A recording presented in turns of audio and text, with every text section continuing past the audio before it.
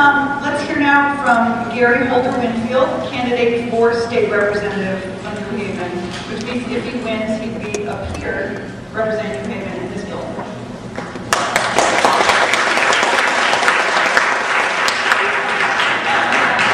right, thank you. Good morning. I know a campaign some of you guys can get involved pretty soon. I'm pretty straightforward, so one of the things I like to do is make sure that I actually give you something, and what I say that you can take away and use. And I want to remind you that a lot of people think that voting is not that important, and I think I can pretty quickly convince you that voting is important. I often tell people that the dumbest criminals I've ever met, and I know a lot of criminals because I'm out in the community, the dumbest criminals I've ever met are smart enough to know not to steal something that doesn't matter. And not too long ago, people in suits who control government worked very hard to suppress votes and to steal votes. So if those people are taking votes, stealing those votes, that means that the vote means something. Just remember that. I'm a pretty straightforward person, and I guess I'm supposed to talk to you about why I'm running. It's pretty simple why I'm running. At night, when my wife is sleeping,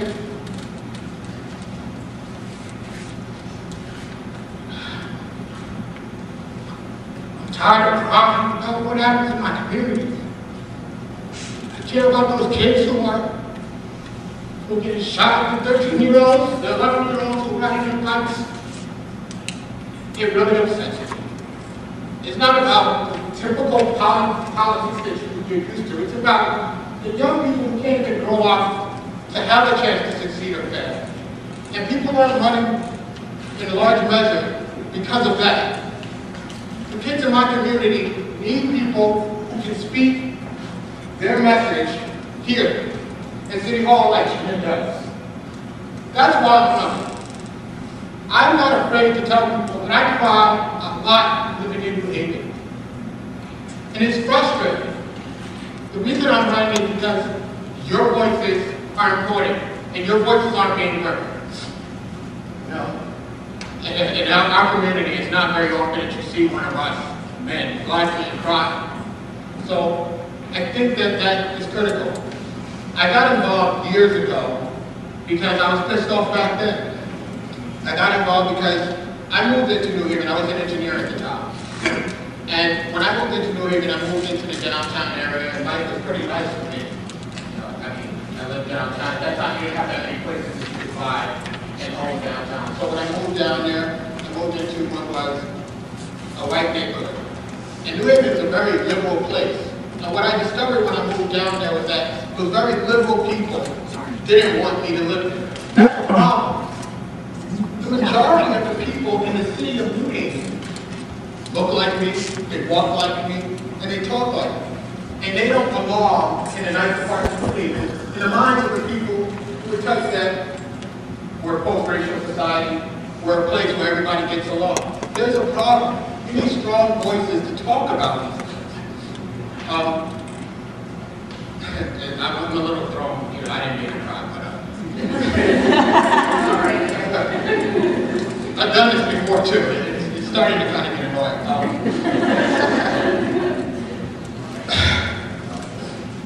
I'm running because I believe that you can change government. You don't need that many people to change government. If you have a strong voice in government, that one person can affect other people and change. Right now we're talking about a person who's talking about hope and change and all those things, and I think people are pretty excited about that. But I believe that hope is only the beginning of the message. I often tell people that hope gives you reason to hold on. And as I often go back to the black thing, but it's not to disconnect myself from anybody else. But as a black person in America, I know that hope is what has given us the ability to hold on. But it is belief that has given people the reason to act. And so what people need to see are people that believe, that are strong, that are out there, that have that real voice, to give them the belief to get up and act. I spent my winter out on the streets of New Haven, at the jail where we had to protest people against injustice in the cold. I've never been to jail. I don't have any family. But it's because I understand that those people are connected to me. Those people live in my neighborhood. I live in New Hall, so you know. Those of you who live in New Haven know. Those people, even if I don't go to jail, those people live next to me. Those people are down the street. Those people are connected to me. might be the person breaking in my house because I'm too self-absorbed to pay attention to that. And that's not the way it should be. I mean, I don't really have that much more to say to you. I'll say something like you, but I don't want to take up more time. But I'll say this, one thing to leave you with another thing. You know, we talk about history as if it's disconnected from us, especially young people. I'll say this, I'm going to quote myself here, I'll be like a politician. I once was giving a speech, and this is what I said, and this is what I'll leave you with. History that is to be written tomorrow, to be read by our children, to serve as their guide, and we will have children. It's written in our actions today.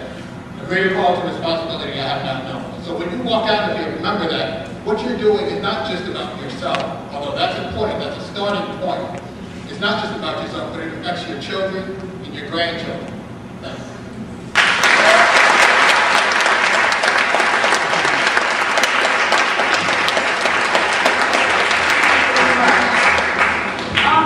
We don't have a lot of time left. I wanted to ask Brett, I have some questions for these guys I could throw out, but are there any questions from the audience that you want to direct to one or all of the speakers based on what you just heard?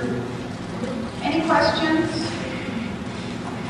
Well, if we have time, I'm sorry, go ahead. My question is going to be This mic, okay.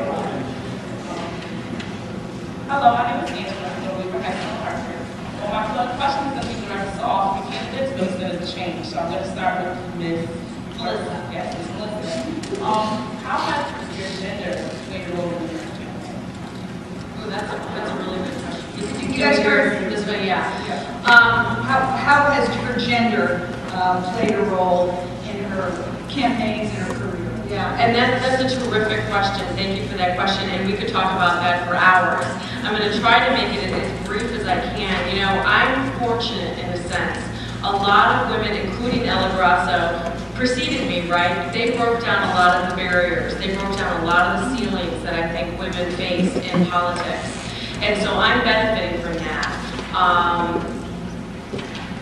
I have found that your voice, the strength of your voice, the strength of your message, the strength of your ideas has truly carried me in my career as a lawyer, but also in my career in politics. And I'm heartened by that, because I do think that a lot of those barriers have been broken down, and we are benefiting from the work of our foremothers.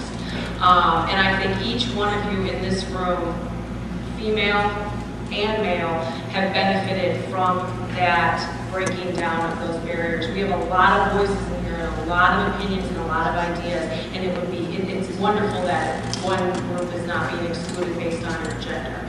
But I do want to say that it's so important to continue to work, to continue to consider that, to continue as women to move forward and realize how important your voice is, and to make sure that we're holding up that mantle of Ella Grasso and the people who came before us.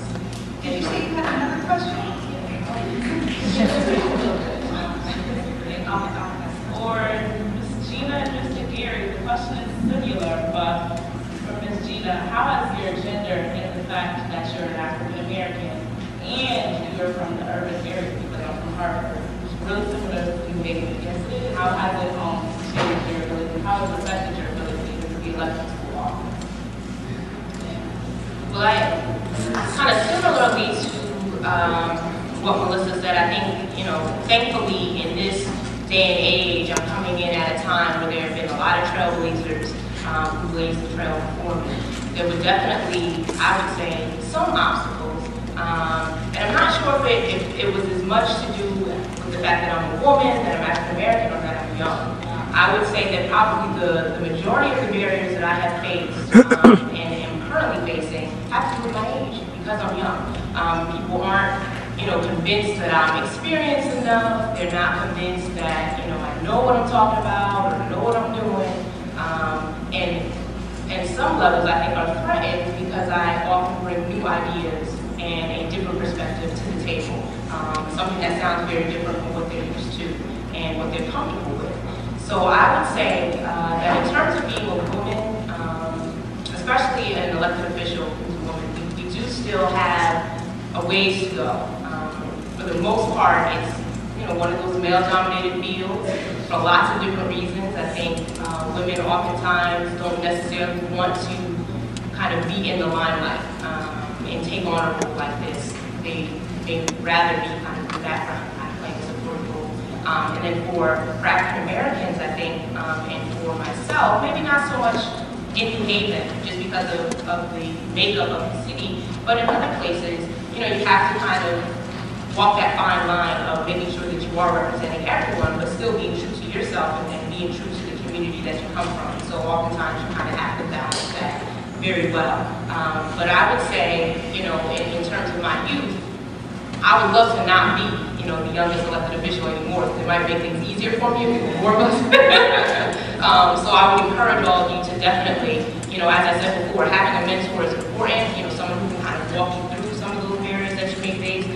But, you know, to kind of to step out there and to want to do these things regardless of the barriers that you think you may face as a result of gender or race or age, because there are always going to be people who are looking at you and watching how you handle the situation. And if they see you handle it well, they'll believe that they can do it too.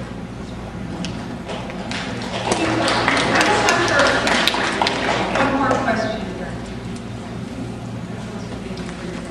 Hi, I'm Michelle. I'm from Dayton. This question is directed to Mr. Geary. My question is to you is, for the future, what do you plan to do to like help stop the violence and get the attention? You guys hear the question?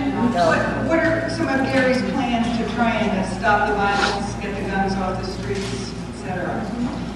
This is something that a lot of people have been very concerned about. I was on a panel with Michael and Bill Dyson the other night, and somebody asked a question similar about the prison system. I think that unless we start to talk about these things honestly and actually become tough on crime in a real way, you're not going to deal with any of these things. When I say tough on crime, I'm not talking about increasing the number of jails we have. I'm talking about bettering our education system. That's getting tough on crime. I'm talking about paying attention to kids. When I walk up and down the streets of New Haven, I talk to every child, every teenager, every young adult that I see. I make eye contact with them. In our communities, people don't do that. If you want to know why young people are taking over these communities, it's because they've been allowed to be the adults in the community. People have gotten too soft. They're not taking their role in our communities. It's that simple. I don't know the answer to get the guns off the street, but I do know how you address young people. I do know how you act with young people if you're an adult. And that to me is where our focus needs to be. Too many people are focused on building more jails, and I know the governor is talking about we're not going to build more jails, but quite frankly, if you keep going the way you're going, you'll have no choice but to build more jails.